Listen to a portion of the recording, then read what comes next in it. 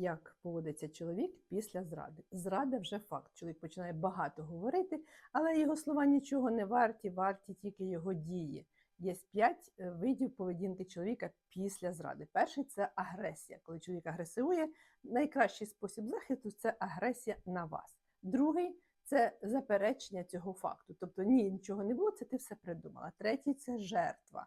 Я не винуватий, вона сама до мене прийшла. Четвертий – це коли людина начебто таке показне каяття, і ви відчуваєте, що нічого він не кається. І п'яте – це коли він дійсно бере відповідальність за свої дії. Спостерігайте за чоловіком, якого ви вирішили вибачити за зраду, не 1 неділю, а місяців 3, щоб ви зрозуміли, що його дії дійсно про відповідальність, і він дійсно розкаюється.